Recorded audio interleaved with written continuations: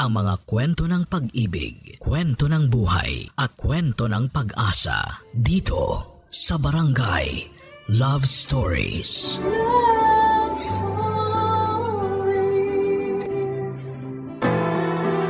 Minsan, ang ating mga pangarap ay tila buwan na napakalayo at wari imposibleng abutin.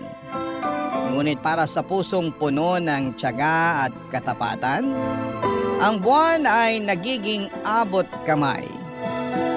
Ikaw, kabarangay, naabot mo na ba ang mga pangarap na ninanais ng iyong puso? Dear Papa Dudut, magandang araw po sa inyo. Naway nasa mabuti kayong kalagayan habang binabasa ninyo ang liham na ito. Evelyn na lamang po ang itawag ninyo sa akin. 54 years old at isa akong businesswoman. Papa Dudut, magulo pero kapupulutan po ng aral ang naging buhay ko. Kaya ako naisipang ibahagi sa inyo ang kwento ko para sana'y magsilbing inspirasyon sa inyong mga tagapakinig. Maaga ko naulila sa magulang. 6 na taong gulang lamang ako noong madisgrasya kami sa daan. Sabay na namatay ang ama at ina ko, pati na rin ang sanggol na nasa sinapupunan nito. At tanging ako lamang ang nakaligtas sa aksidente. Matapos ng pangyayaring yon ay napunta ako sa poder ng lolo kong si Renato, na noong mga panahong yon ay mag-isa na lamang sa buhay. Simple lamang ang pamumuhay ni Lolo Renato. Wala na rin naman siyang gaanong pinagkakagastusan maliban sa sarili niya. Kaya sapat na para sa kanyang trabaho niya bilang janitor. Ayon sa kwento sa akin ni Lolo, may kaya daw ang pamilya nila noong dekada 60. Meron daw kasi silang panaderya na sikat sa lugar nila. Kaso nga lang ay natupok ito ng apoy matapos sumiklab ang isang malaking sunog sa dati nilang tinitirhan. Doon na sila nagsimulang maghirap. Papadudot, sa loob ng 6 na taong pagsasama namin ng lolo ko ay marami akong natutunan. Siyang naging sandigan ko sa tuwing ako'y mahina at naging gabay ko sa oras ng kalituhan. Tahimik at masaya ang buhay namin noon hanggang sa pagsapit ng taong 1983. Isang masalimuot na pangyayari ang sumubok sa buhay ko.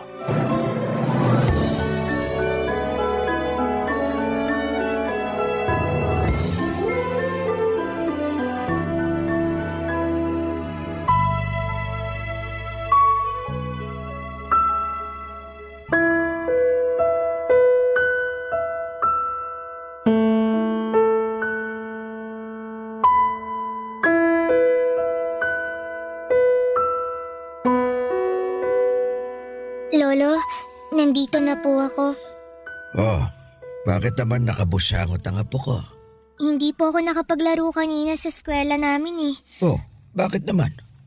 Gusto ko po sanang sumali sa basketball kanina kaso hindi ako pinayagan ng guro ko. Ano sabi? Bakit hindi ka raw pinayagan? Kasi po, ang sabi sa akin, hindi po pambabaeng laro ang basketball. Para lang daw po yun sa mga kalalakihan. Totoo po ba yun, Lolo? Walang katotohanan yan, apo. Ang basketball, maaari din niyang laruin ng mga babae. Talaga po ba? Oo. Bakit po ang sabi ng guro namin hindi pwede? Minsan, may mga tao pa rin talagang makaluma ang pananaw sa buhay. Hayaan mo na sila. Nasanay lang siguro sila sa kung ano yung nakaugalian ng mga ninuno natin. Ang mga ganyang pag-iisip, panahon pa ng Kastila yan eh. Talaga po ba? Oo naman. Basta lagi mong tatandaan, kung ano man ang gusto mong gawin, gawin mo pa rin. Ha? Huwag mo nga hayaang pigilan kanila dahil ang babae ka. Ang bola, hindi yan namimili ng kasarian. Pwede yung laruin ng kung sino man. Paano po ako matututo niyan kung ayaw naman nila akong paglaruin sa eskwelahan? Madali lang ang solusyon dyan. Ako magtuturo sa'yo. Ha? Tuturuan niyo po ako? Oo naman. Gusto mo ba? Opo! Marunong po ba kayong maglaro ng basketball, Lolo? Abay, syempre naman. Yan ang paborito kong laro nung kabataan ko. Sandali lang. Sa pagkakatanda ko, nandito pa yung bola ng Tio Alfredo mo eh. Sige po, Lolo. Maglaro po tayo. Gusto ko pong matuto ng basketball. Sige, tuturuan kita kung paano maglaro ha.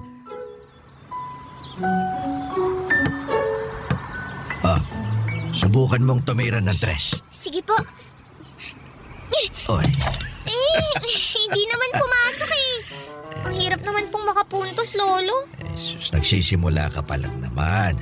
Konting ensayo pa masasanay ka rin. Panoorin mo kung paano ako tumira. Pasa mo sa akin ang bola. Sige po. Ganito ang gagawin mo ha. Tuwid mo lang yung likod mo tapos tansyahin mo yung ring. Dapat sakto lang yung lakas ng pagbato mo ng bola ha. Apo. Pwede mo ring sabayan ng pagtalon katulad nito. Grabe, Lolo. Ang husay niyo naman pong maglaro. Kaya niyo pa rin palang tumalon kahit na matanda na kayo. Abay, huwag mo akong minamaliit. Manlalaro ako sa barangay namin nung binata pa ako. Gusto ko rin pong maging kasing husay niyo balang araw. Basta pag-usayan mo lang yung pag-iensayo. Sipag at tiyaga lang ang kailangan dyan. Tandaan mo sa buhay, matinding determinasyon at tibay ng loob ang sandata mo. Ito. Subukan mong agawin sa akin ang bola. Sige po. Ay! Ayan! Nakuha ko na yung bola! Yay! Lolo, may problema po ba? Parang hinihingal na kayo ah. Ayos lang ako. Ganito talaga kapag tumatanda na. Magpahinga na muna tayo saglit. Medyo napagod ako ron eh. Sige po. Gusto niyo po bang ikuha ko kayo ng tubig? Sige nga, nauuhaw na ako. Sige po. Evelyn, sandali lang. Po? Umuwi na lang tayo. Parang bumibigat na ang dibdib ko. Ano pong nangyayari, Lolo? Tumawag ka na. Tulog sa kapitbahay. Dalian mo! Lolo! Lolo! Lolo, bumangon po kayo dyan! Tulungan niyo po kami! Tulong!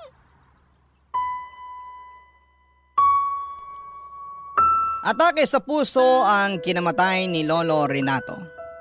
Noong namatay ang lolo ko ay sunod akong napunta sa pangangalaga ng tiyuhing kong si Alfredo. Sobrang bilis ng mga pangyayari noon na ang tanging naaalala ko na lamang ay ang patago kong pagkuha sa mga libro na palaging binabasa ni Lolo, pati na rin ang ilang mga kwaderno nito na lagi niyang sinusunatan noong nabubuhay pa lamang siya para lagi ko siyang maaalala. Papadudod kumpara sa estado ni Lolo Renato ay mas may kaya ng kaunti si Tio Alfredo. OFW kasi ang asawa nito noon na nagtatrabaho sa Middle East bilang domestic helper. May 4 silang anak at puro lalaki ang mga ito. Sa mga unang buwan ng pagtira ko sa kanila ay naging maayos naman ang turing nila sa akin. Parang ako na ang tumayong ate sa mga pinsan ko na noon ay mga bata pa lamang. Pero sa pagtagal ng pananatili ko doon ay unti-unti ring nagbago ang pakikitungo nila sa akin. Pinaramdam nila na hindi ako parte ng pamilya nila. Ako ang pinagtatrabaho nila sa mga gawaing bahay na ayos lang naman sa akin. Pero ang hindi ko lang natanggap ay kung papaanong ang tingin nila sa akin ay hindi bilang isang kamag-anak, kundi isang hamak na taga-silbi lamang. Kahit ganoon ay wala akong nagawa dahil wala naman akong ibang mapupuntahan. Kaya tiniis ko na lamang ang lahat ng ito, Papa Dudut. Lahat ng paghihirap.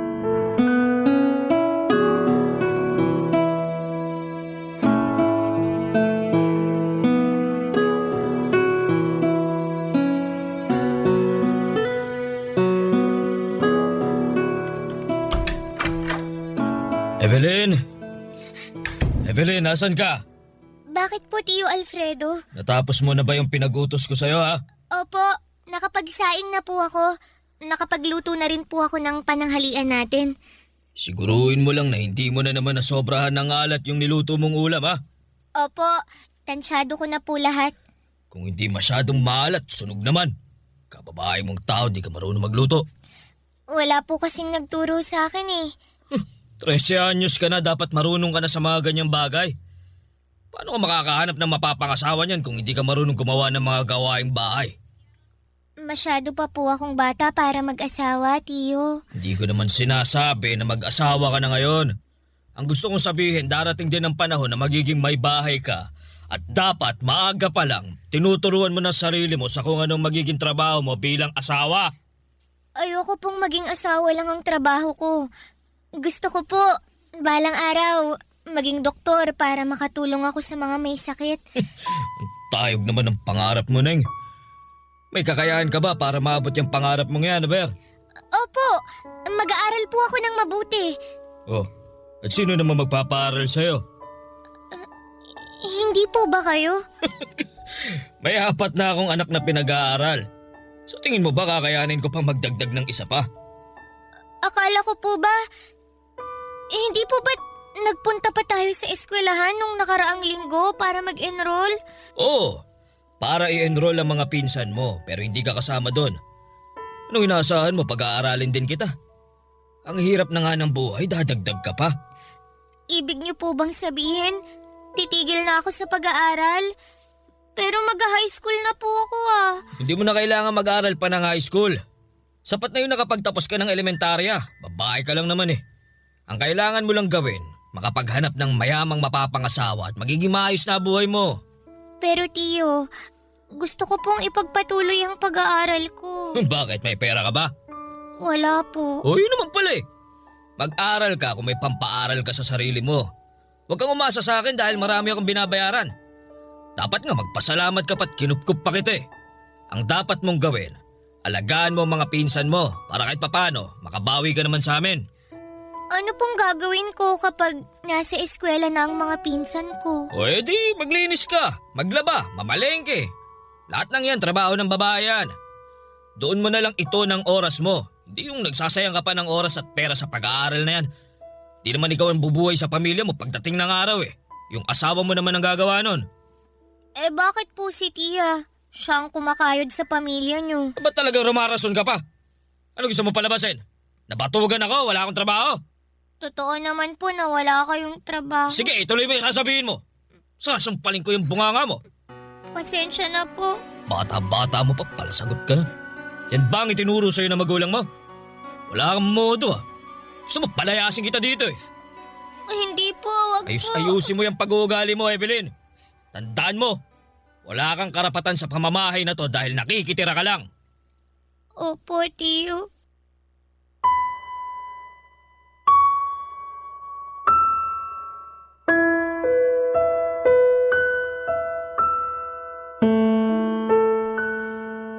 Kahit anong pagtatampo pa ang gawin ko noon ay hindi na talaga ako nakabalik pa sa pag-aaral. Gustuhin ko man ay hindi ko kayang pag-aralin ang sarili ko dahil 13 anyos pa lamang naman ako noon. Ang naging papel ko na lamang sa buhay ng tiyuhin ko ay taga-silbi sa mga anak niya. Hindi na lamang ako ate sa mga pinsan ko. Ako na rin ang nagsilbi nilang ina. Ako ang tagalinis ng bahay, tagaluto, tagahatid at kung minsan ako pa ang taga-salon ng galit ni Tio Alfredo kapag sunod-sunod ang problema nito sa bahay. Wala rin po akong natatanggap na pera mula sa tiyuhin ko kahit na pambili man lang sana ng gusto kong pagkain. Ang sabi niya ay sapat na raw na pinapakain nila ako at binibigyan ng maayos na tirahan. Wala akong karapatang magreklamo noon dahil totoo nga naman na nakikitira lamang ako sa bahay nila. May isang pangyayari nga noong nagbabakasyon ang asawa nito galing abroad ay wala man lang ako natanggap na pasalubong. Nasa gilid lamang ako noon habang pinapanood ko ang mga pinsan ko na masayang tinatanggap ang mga bago nilang damit, sapatos at laruan. Tuwing lumalabas sila para kumain ay naiiwan ako sa bahay para magbantay. Ganon ang naging buhay ko noon sa poder ng tiyuhin ko. Pero kahit na hindi maganda ang kinakatayuan ko noon, Papa Dudut, ay hindi ko hinayaan ng sarili ko na maging kawawa. Naghanap po ako ng paraan para maiangat ang sarili ko, Papa Dudut.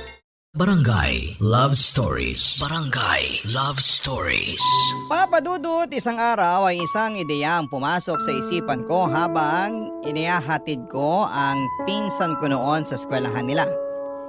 Pabalik na dapat ako ng bahay noong napansin ko ang ilang high school students na papunta sa open gym nila. Bit-bit ang kanya-kanya nilang upuan. Doon ko napag-alaman na pansamantala pala muna nilang gagawing klase ang gym dahil binabakbak ang dating high school building ng paaralan para patayuan ng bagong gusali. Dahil nasa open space sila ay naisipan kong mag-sit in sa mga nagkaklase. Kapag nakikita ako ng mga mababait na teacher ay hinahayaan lamang nila akong makinig sa klase. Pero kapag nakatsamba naman ako ng masungit ay pinapaalis nila ako. Ganon na po ang naging buhay ko sa sumunod na taon, Papa Dudut. Nakasalalay na lamang sa diskarte para matustusan ko ang mga pangangailangan ko. Bawat oportunidad na dumarating sa harapan ko ay niyayakap ko. Katulad na lamang noong nakita kong nangangailangan ng tagahugas ang tendera sa school canteen. Agad ako nag-volunteer na maging tagahugas, kapalit ng 2 piso para may panggastos ako sa sarili ko.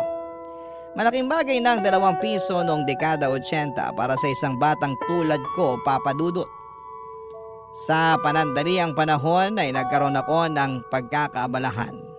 Pero mabilis din itong natigil dahil mas lumala pa ang kalbaryong pinagdadaanan ko. Nung isang sekreto ang aksidente kong nasaksihan na siyang bumago sa takbo ng buhay ko.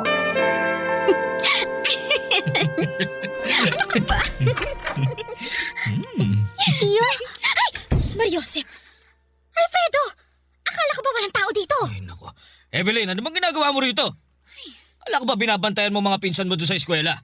Umuwi po ako para magpalit. Narumihan po kasi ang damit ko eh.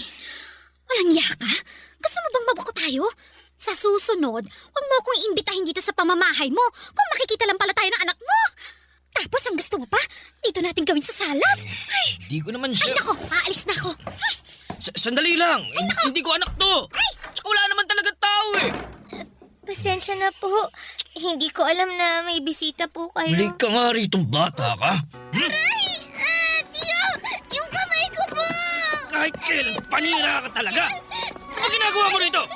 Di ba't inutos ko sa'yo na bantayan mo mga pinsan mo sa eskwela nila? Pinabantayan ko naman po sila eh. Nasa klase sila ngayon kaya naisip kong umuwi muna saglit para sa... Wala akong pakialaman naman yan dahilan mo. Di ka ba marunong kumatok, ha? Bakit bigla-bigla ka nalang pumapasok dito sa bahay? Anong tingin mo rito? Bahay mo ba to? Hindi po. Sa susunod, kumatok ka! Naintindihan mo? Opo, Tiyo.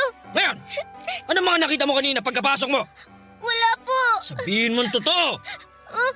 Nakita ko po na nakayakap po kayo dun sa babae. Yun lang. Opo. Hoy, Evelyn, makinig ka sa sasabihin ko, ha? Wala kang nakita. Intindihan mo?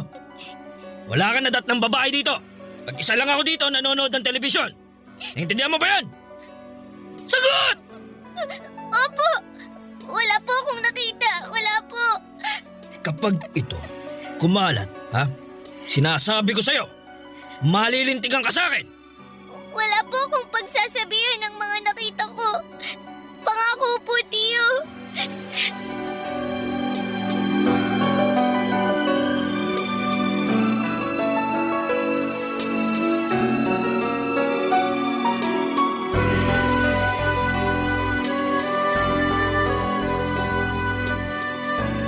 Evelyn!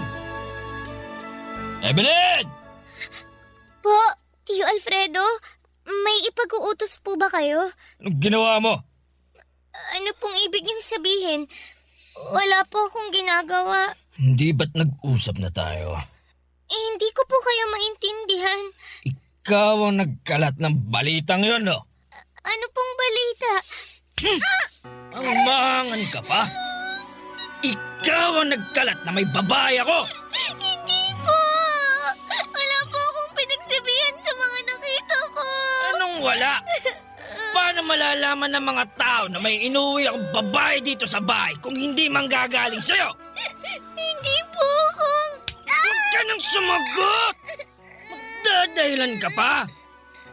Alam ko namang gusto mo akong bawian eh.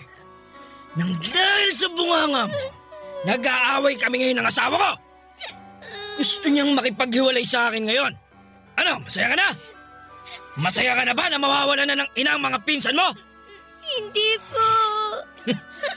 Naiinggit ka siguro sa kanila dahil wala ng mga magulang mo kaya sinisira mo pamilya namin. Alam mo, ang dapat sa'yo, turuan ng leksyon eh. Ha? Nasaan na ba yung pamalo ko, ha? Ha? Eto. Sigurado akong magtatanda ka rito. Tiyo, wag po. Wala kang utang na loob! Tiyo, tama na po. Ha? Aray! Masakit po. Tama na, Tiyo. Ikaw na nga ang kinupkup namin. Ikaw pa ang malakas na loob na sirain ang pamilya ko. Tama na po. Grabe na po kayo sa akin. Ba't malakas na ang loob mo ngayon? Sumasagot ka na talaga? Ano? Bakit ganyan ka makatingin? Ha? Kaya mo nang lumaban ngayon? Isusumbong ko po kayo sa mga pulis. O edi sumbong mo ako. Gusto mo samahan pa kita eh. Ha?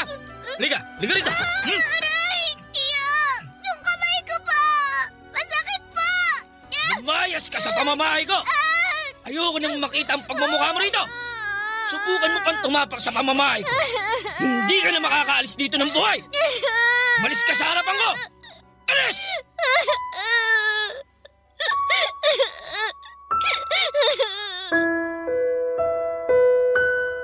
Isang backpack lang ang dala ko noong pinalayas ako ni Tio Alfredo sa pamamahay niya.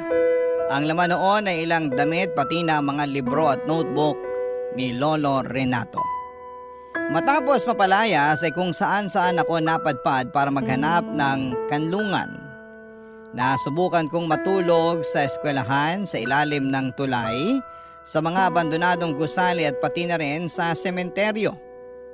Naging palaboy ako ng ilang buwan. At para makakain ay nanlilimos ako. Paminsan-minsan ay nakakahanap ako ng maliliit na trabaho katulad ng pagbibitbit ng mga gamit ng pasahero sa bus terminal at pangangalakal. Naranasan ko rin kumain ng pagpag at mga tira-tirang pagkain na tinatapon sa mga restaurant at fast food. Pakiramdam ko noon ay para bang wala na akong pag-asa sa buhay. Dumating ako sa puntong gusto ko nang sumuko dahil hindi ko makuha kung bakit sa murang edad ay dinaranas ko ang ganong klase ng buhay. Marami akong pangarap na gustong maabot pero hindi ko alam kung papaano ko sisimulang kamtin ang mga ito kung wala akong magamit na tungtungan para abutin ang mga ito. Ni wala man lang akong kakilala na pwedeng malapitan. Araw-araw ay nakikipaglaban ako para mabuhay dahil kung hindi ko ito gagawin ay walang mangyayari sa akin. Hanggang sa isang araw ay biglang ngumiti ang langit sa akin. Habang natutulog ako sa gilid ng simbahan na kumakalamang tiyan at nanghihina ay isang ginang ang lumapit sa akin.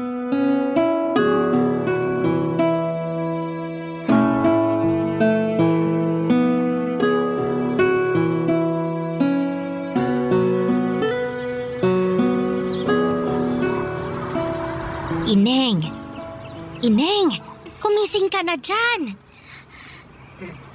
Ano po yun? Hindi ka ba naiinitan dyan sa kinahihigaan mo? Abay, tirik na tirik ang araw, oh. Pasensya na po. Bawal po bang matulog dito?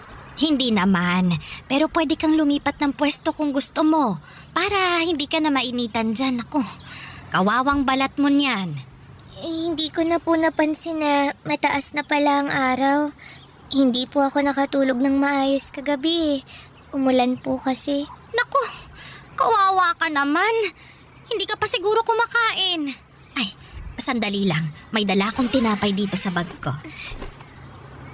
Oh, heto, tinapay. Para naman magkalaman ng sikmura mo. Maraming salamat po. Oh, tapos ito, piso, pambili mo ng panulak.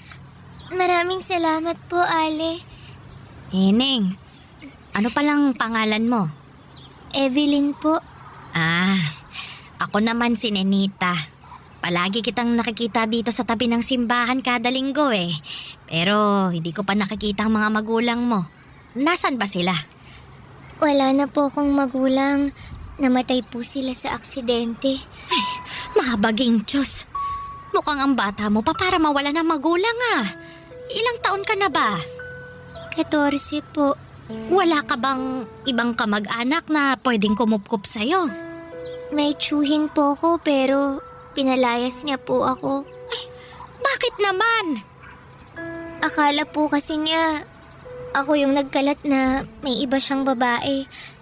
Nagalit siya tapos pinaalis na niya ako sa bahay nila. Kaawaan ka ng Panginoon. Paano ka nila natitiis na palaboy-laboy na lang sa lansangan? Nasanay na po ako. Simula nung nawala ang mga magulang ko, pati na rin si Lolo Renato. Wala na akong naging kakampi sa buhay. Sanay na po akong mag-isa. Alam mo, Evelyn, hindi ka naman talaga nag-iisa eh. Kapag kailangan mo ng kasama, ng makakausap. Ayan, bukas ang simbahan para sa lahat ng tao. Manalangin ka. Kausapin mo ang Panginoon. Nakapasok ka na ba dyan? Opo, minsan kapag nanlilimos po ako. Kaso, ipinagtatabuyan lang ako ng mga tao eh. Nandidiri yata sila sa akin. Gusto mo bang sumama na lang sa akin? Saan po? Sa bahay ko. Maliit lang yung bahay na yon pero sa tingin ko, kakasya naman tayong dalawa doon. May isang kutsyon ako na hindi na nagagamit. Maaari mo yung gamitin kesa nagtitiis ka dito sa mga karton. Saan po yung bahay niyo?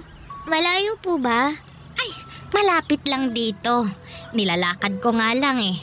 Pauwi na ako. Gusto mo bang sumama? Baka po mamaya may kapalit ito. Wala po akong pambayad ng upa. Hindi ako nagpapaupa, iha. Isa pa, libre itong pagkup-kup ko sa'yo. Bukal ito sa kalooban ko. Pero bakit niyo po ako tinutulungan? Hindi naman po tayo magkaano-ano ah. Hindi kailangang magkadugo para magtulungan. Kung kaya ko namang tumulong, bakit hindi? Isa pa, naaawa ako sa sitwasyon mo. Bata ka pa at kapag nagabayan ka ng maayos, nako, baka maaayos pa natin ang kinabukasan mo.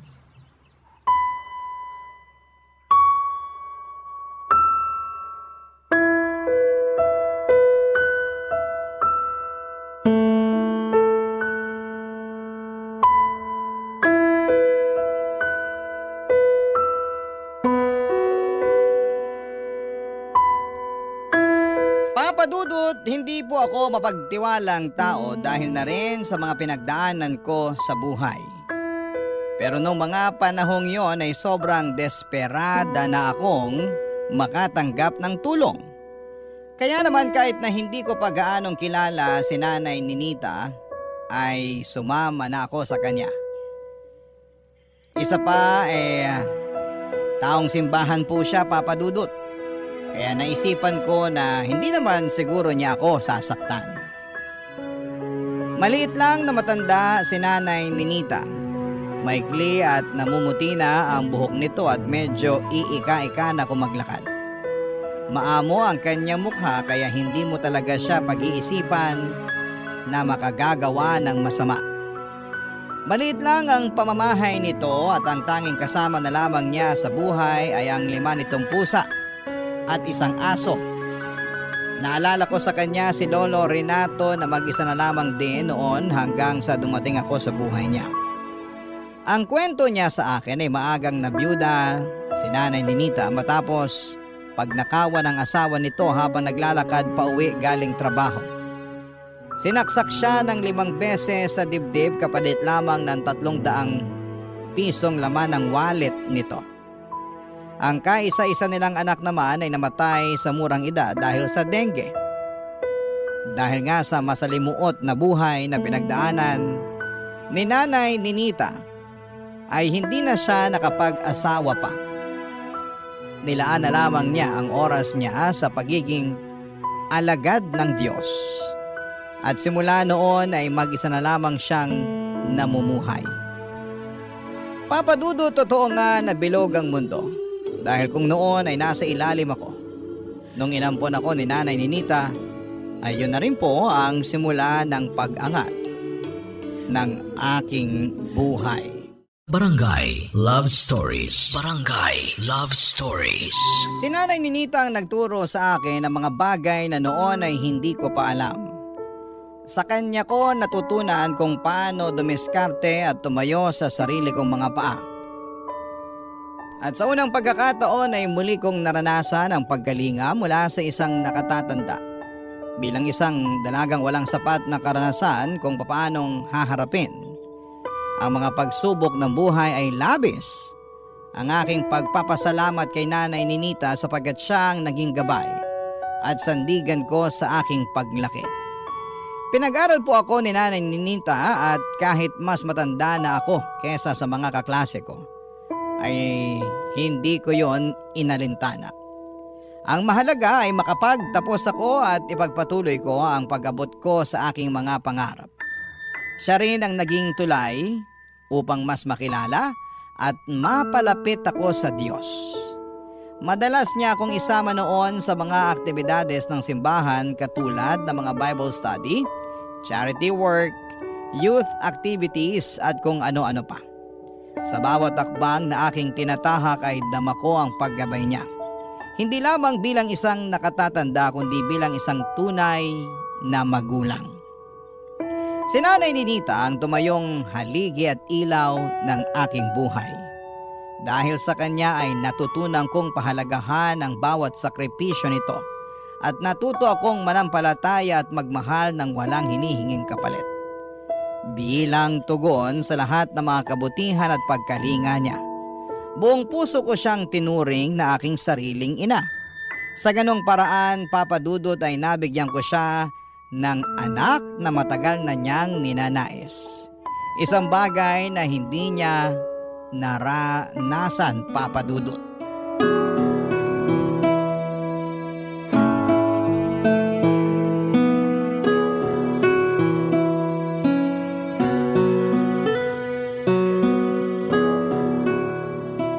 Ninita, Ano yon, Evelyn? Nandito ako sa kusina. nakita niyo po ba yung bag ko? Anong bag? Yun bang kulay asul na sira-sira ang zipper? Opo, yun nga po. Ay, itinapon ko na. Bakit? May paggagamitan ka pa ba noon? Nandun po yung mga gamit ng lolo ko eh. Bakit niyo po itinapon? Huwag kang mag-alala. Hindi ko naman itinapon yung laman. Mga libro at kwadernong laman nun, hindi ba? Opo, magdadala sana ako ng libro sa eskwela dahil may gagawin kaming proyekto. Iniligpit ko yun doon sa may aparador. Hanapin mo na lang. Sige po. Nga pala, hindi ko pala na ipapaalam sa'yo. Habang naglilinis ako, binuklat kong ilan sa mga pahina ng kwadernong itinago mo. Mga recipe pala ng tinapay ang nakasulat doon. Opo. Dati po kasing panadero ang lolo ko. May panaderya sila noon kaso nasunog kaya hindi na niya yun na ipagpatuloy. Nakakatuwa naman. Alam mo ba, nagtrabaho din ako sa panaderya noong araw. Totoo po ba? Oo, kaya may alam din ako kahit papaano sa paggawa ng tinapay. Ay, gusto mo bang subukan nating gumawa? Sige po. Gusto ko pong matutong gumawa ng tinapay. Sige.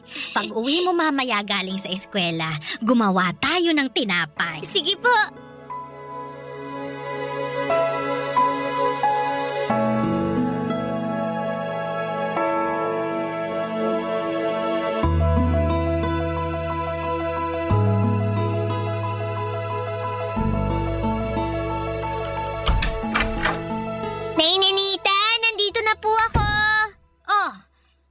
Evelyn, nakauwi ka na?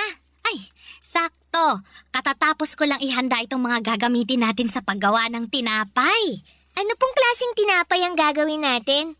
Monay! Mas mura ang mga sangkap nito kaya ito munang unahin natin gawin. Mahirap po bang gawin yan? Naku, madali lang. Kailangan lang nating magmasa ng harina na may mantika, tubig, pampaalsa at kaunting asin. Gusto mo ba ikaw ang magmasa? Opo. O sige, ang una mong gagawin, paghalu-haluin mo muna ang mga tuyong sangkap. Pagkatapos, maglaan ka ng butas sa gitna ng harina, saka mo ilagay ang mantika at tubig. Ganito po ba? Oo, ganyan nga. Tapos tansyahin mo na lang muna yung tubig para hindi maparami ang lagay mo. Nailagay ko na po. Ano pong kasunod? Masahin mo na lang ng mabuti hanggang sa lumambot. At kapag hindi na dumidikit sa kamay mo, pwede na yang itabi. Hindi po ba natin tululutuin agad? Hindi muna, kasi aantayin muna natin siyang umalsa. Bakit po? Para mas malaki at malambot kapag naluto na. Gaano po katagal? Kailangan nating maghintay ng 1 hanggang 2.5 oras. Ay, ang tagal naman po nating maghihintay. Sabik na akong magluto eh. Hindi po ba pwedeng iluto na natin agad pagkatapos paghalu-haluin? Ay, hindi pwede. Kailangan nating sumunod sa tamang proseso.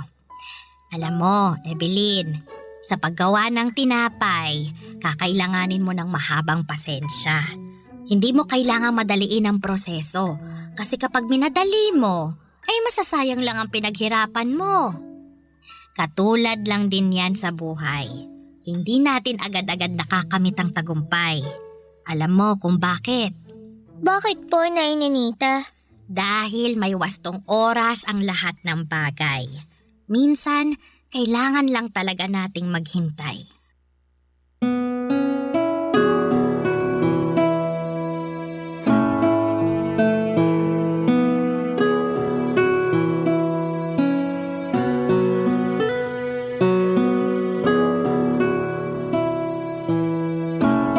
Papadudot nung nagkaroon ng isang charity event sa simbahan ay naisipan namin ni Nanay Ninita na gumawa ng tinapay para ipakain sa mga nag-volunteer na sumali sa naturang kaganapan.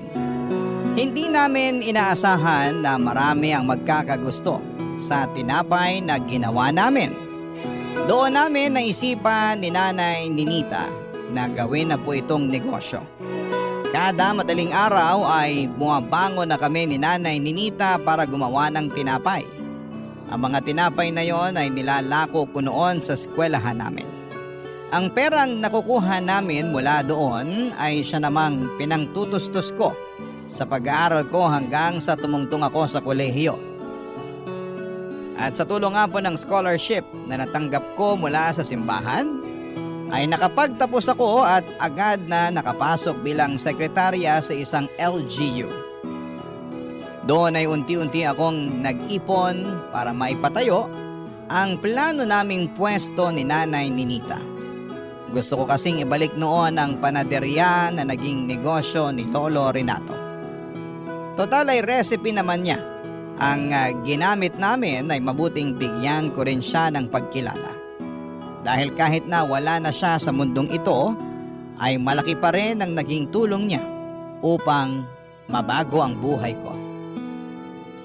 Naging matagumpay ang bakery business namin ni Nanay Ninita pagsapit ng bagong dekada. Taong 2001 ay unti-unti namin itong napalago hanggang sa hindi na namin namamalayan na maginhawa na pala ang buhay namin.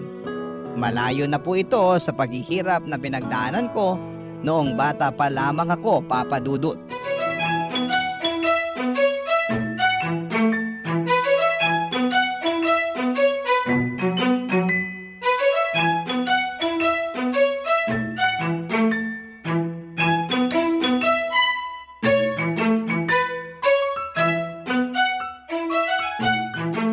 Evelyn, natapos mo na ba yung... Op.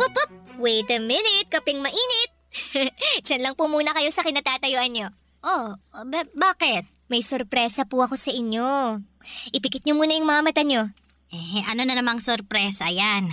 Eto na, nakapikit na ako. Sandali lang po. Inaayos ko lang yung ibang detalye, ha? Ayan. Ready na po ba kayo? Ready na ako. Buksan niyo na po yung mga mata niyo. Charan! Totoo ba yan, Evelyn? Opo. Nung lumabas kayo kanina papuntang palengke, naisip kong mag-bake ng cake para sorpresahin kayo. Katagal ko na pong plano to eh. Nako! Ang ganda. Saan mo naman natutunang gumawa niyan? May binili po akong cookbook. Sinundan ko lang kung anong nakasulat doon. Sige na, Nay. Tikman niyo po. Sige na nga. Matikman nga yung gawa mo. Masarap naman ba yan? Hindi po ako sigurado. First time ko palang gumawa eh. Ay, sandali lang po. Ikukuha ko kayo ng platito. Sana hindi matigas yung tinapay. Gaano po kalaki yung gusto nyo? Nako, bigyan mo ako ng malaking slice dahil gutom ako. Napagod akong mamalengke. Sige po. Yan. Isang malaking slice para sa inyo. Ayun na, Nay. Tikman nyo na po.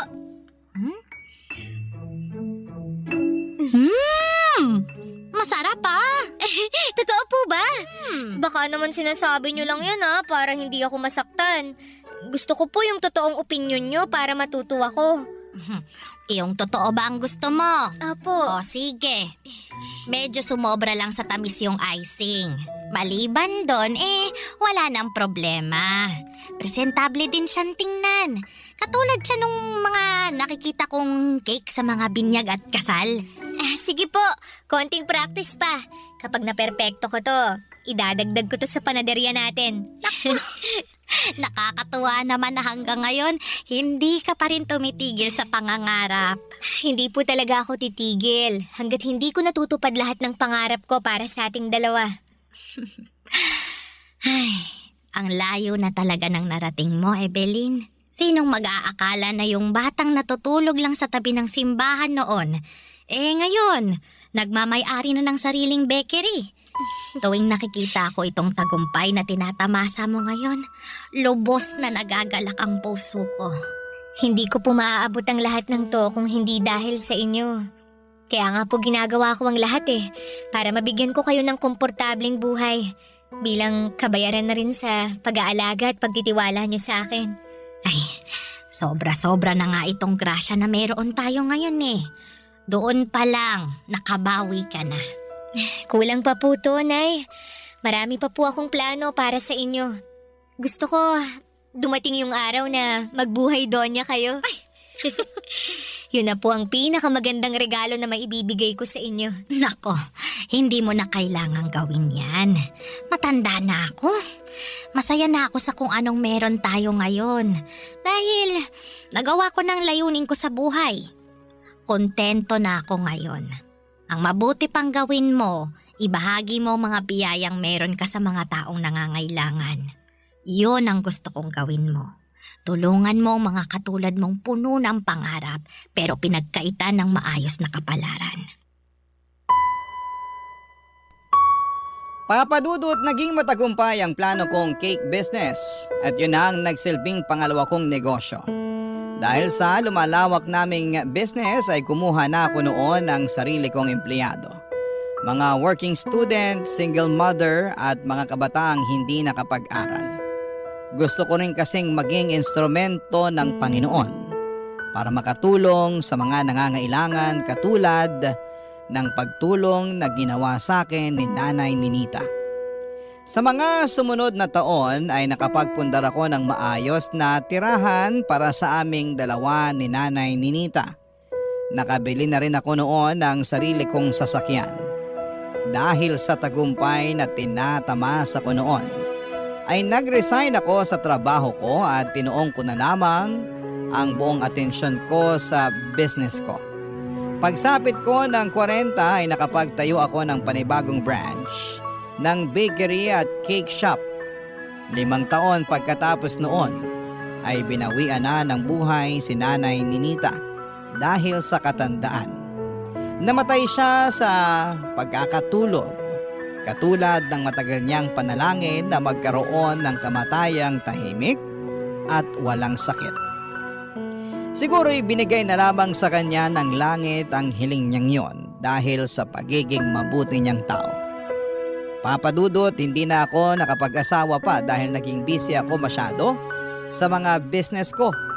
Ganon pa man ay hindi ko kailangan ng asawa para magkaroon ng masayang pamilya. Ang ginawa ko ay nag-ampon ako ng batang iniwan ng kanilang magulang para kahit papaano ay maipasa ko ang kabutihang ginawa sa akin ni Nanay Ninita.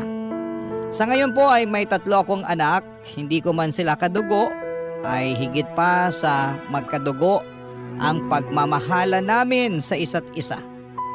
Dito ko na po tatapusin ang aking kwento at sana po ay nakapagbigay ng inspirasyon sa inyong lahat. Ang inyong forever, kapuso at kabarangay, Evelyn. Napakasakit na nangyari kay letter sender. Pero buti sa uli, naging maayos pa rin ang buhay niya. Anong say mo sa Barangay Love Stories na ito? Pagkwentuhan natin sa comment section yan.